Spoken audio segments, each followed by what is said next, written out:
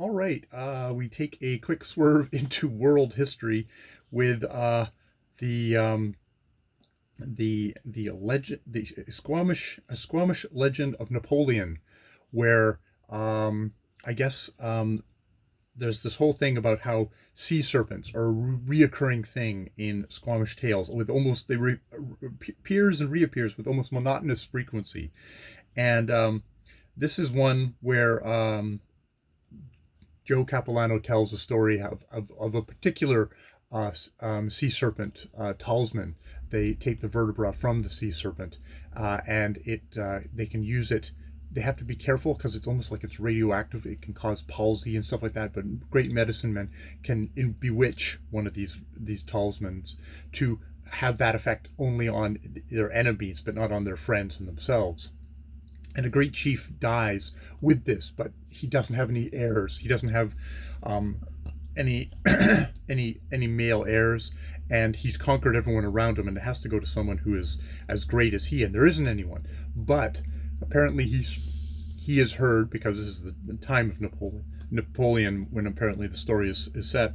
He's heard of the great French fighter Napoleon Bonaparte, and he says, okay, well, that's someone that's great, a great fighter, so we'll send it to him. And then he dies, and the women are like, the older women are like, we should just bury it with him. The younger is like, no, if we bury it with him, it'll die, and we should try and get it to live. As fate would have it, a Russian sealer comes by, and it has a couple of French captives, I guess basically slaves, and they just determined to give it to them. They're kind of like, I don't know if we want to take this because it's going to mess with us. It's like, no, it'll just mess up your enemies. So they take it, and as the Russians sealer ship is sailing off, the Russians, their brutal captives, are struck with palsy, and it ends up being captained by just the two Frenchmen.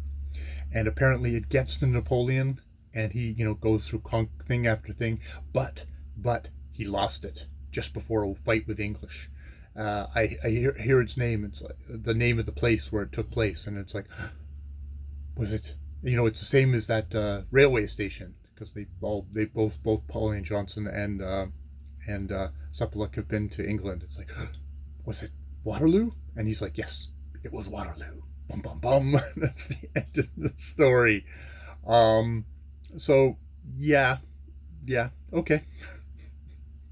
Little world event there, a little thing of definitely this is Napoleon seen as the great conquering hero. Maybe it's also just because it's told from perspective of people who don't have any great love of the English, so the French beating the hell out of them is like, yeah, that sounds fine to us. Yeah, so that's, I don't know if I have much to say about the story. It's one that I smile at, I guess. It's like, it's one of those things of supernatural things being the reason why Napoleon did so well, which is like, I think there are other historical matters and things going on, including, and the abilities of the dude himself, that probably have more to do with that than magic talismans of sea serpent vertebra. All right, I will leave it there. More videos later.